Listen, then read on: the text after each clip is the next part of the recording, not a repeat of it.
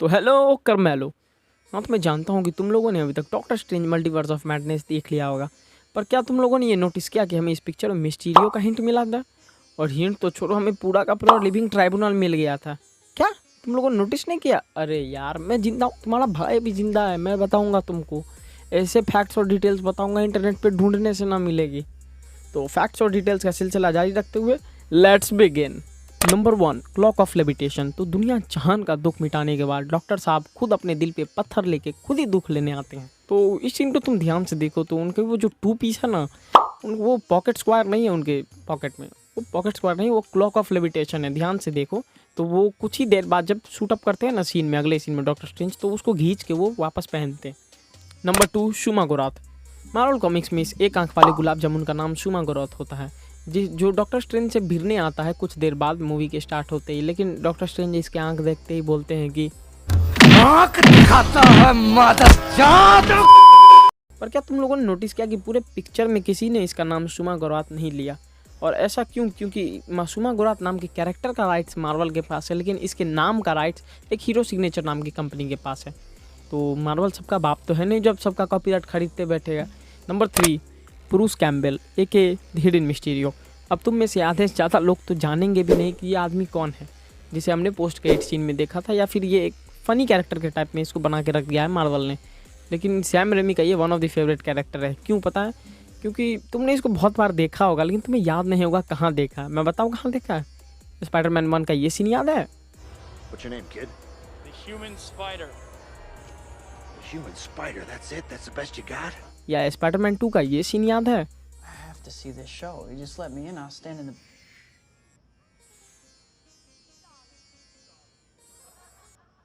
या स्पाइडरमैन 3 का ये सीन याद है? S'il vous plaît? Oui? I like you. क्या अब तुम लोग कहोगे मैं इसको इतने साल से देख रहा हूँ पर मैंने इसको पहचाना क्यों नहीं? पर सैम रेमी ने इसको तीनों मूवी में कैमियो के रूप में इसलिए डाला है क्योंकि वो चाह रहे थे स्पाइडरमैन 4 में मिस्टीरियो को लाने का, और ये बंदा बनता मिस्टीरियो, ह्यूज कैम्पबेल। लेकिन अब स्पाइडरमैन 4 तो बना नहीं, और अमेजिंग स्पाइडरमैन 3 भी बनेगा ही नहीं, तो क्या फ़ायदा।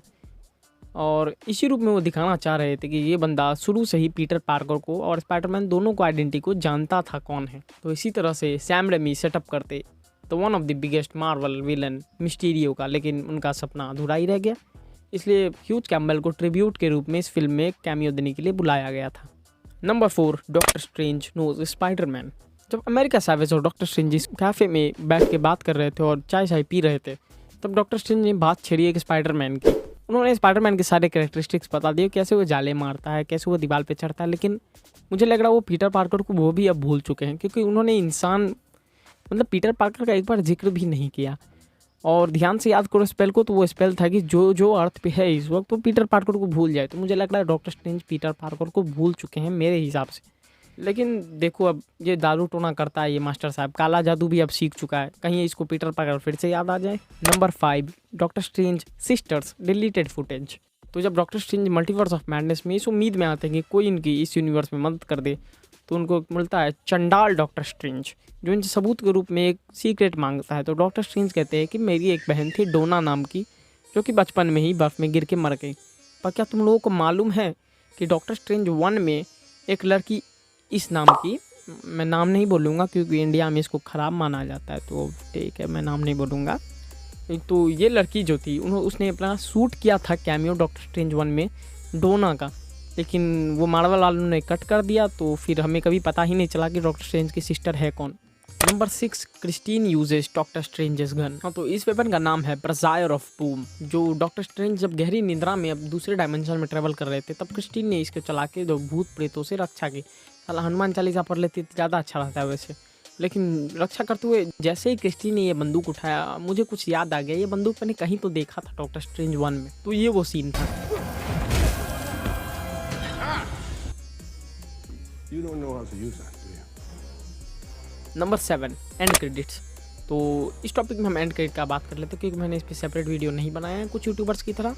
तो इस पर हम एंड क्रेडिट की बात कर लेते हैं कि डॉक्टर स्ट्रेंज को ये तीसरी आंख मिली कहाँ से, और ये लड़की कौन है।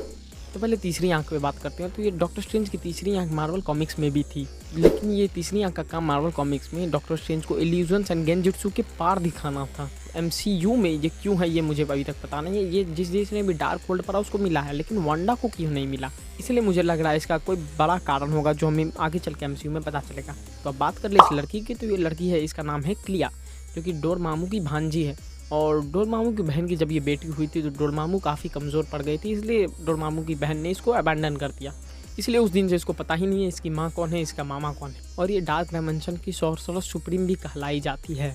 Number 8, living tribunal. हाँ, तो आप में से कुछ नवसीखियों जो अभी अभी मार्वल को देखना शुरू किए हैं उनको पता नहीं होगा कि लिविंग ट्राइब्यूनल किस खेत की चिड़िया का नाम है। लिविंग ट्राइब्यूनल का हमें ईस्टर एग एंड हिंट बहुत पहले भी मार्वल में मिल चुका है, जैसे कि इस सीन में। To take the strain we cannot. This is the staff of the living tribunal. जिस दिन तुमने मार्वल कॉमिक्स के पन्नों में तलाश करना शुरू किया उस दिन तुमको पता चलेगा कि लिविंग ट्राइब्यूनल कितना ज़्यादा पावरफुल है। यार इसको अगर तुम ये इन्फिनिटी स्टोन दे दोगे ना तो वो कंचे भी नहीं खेलेगा इससे, वो इतना कमज़ोर है उसके सामने। अगर तुम मार्वल की हमेशा किसी भी वेबसाइट पे टॉप 5 स्ट्रॉन्गेस्ट बीइंग की लिस्ट निकालोगे ना, लिविंग ट्राइब्यूनल तुम्हें उस पर सिर्फ 2 आदमी लिविंग ट्राइब्यूनल को हरा सकता है। एक है बियॉन्डर, एक है मार्वल का स्वयं पिता वन ऑफ बॉल। तो इतना पावरफुल है लिविंग ट्राइब्यूनल। और इसका हिंट हमें जब doctor strange and America service travel कर रहे थे एक डायमेंशन से दूसरे डायमेंशन में, तो एक छोटा सा हमें इसका फ़ोटो मिला है, ये देखो। और ये मुझे एक इंटरनेट वेबसाइट से मिला है, तो उसका लिंक मैं डिस्क्रिप्शन में दे दूंगा। Number 9, superior iron man. तो अब तुम लोगों में से काफ़ी लोगों को लग रहा होगा कि मार्वल ने सिर्फ अपना मार्केटिंग करने के लिए हवा उड़ा दिया कि हम टॉम क्रूज को ला रहे हैं, टॉम क्रूज को ला रहे हैं। लेकिन पहली बात, मार्वल ने हल्ला किया नहीं। और दूसरी बात, मार्वल के राइटर्स ने ये बात कंफर्म कर दिया है कि हमने सुपीरियर आयरन मैन के लिए टॉम क्रूज को ऑफर दिया था, लेकिन टॉम क्रूज का मिशन इम्पॉसिबल के साथ डेट क्लैश होने के कारण वो नहीं आ पाए।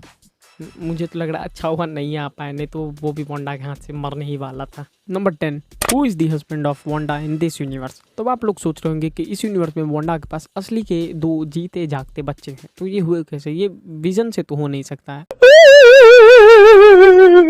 तो इस यूनिवर्स में किसी और से वांडा ने बिहार रचाया होगा, लेकिन हमें इसी भी अभी तक पता नहीं है, क्योंकि भाई इतना एक बार ही मैंने मूवी देखा, क्या क्या नोटिस करके बताऊं। लेकिन काफ़ी जगह मैंने फैमिली फ़ोटो देखे, लेकिन मैं नोटिस नहीं कर पाया कि उस पर कौन है। और जब ये OTT पे रिलीज़ होगा तब मैं शायद तुम लोग को देख के इंस्टाग्राम पे इन्फॉर्म कर दूँ। अच्छा, इंस्टाग्राम, ये मेरा इंस्टाग्राम ID है, फॉलो कर लो यहाँ पे भी मुझे। नंबर 11, मैं नहीं बताऊँगा।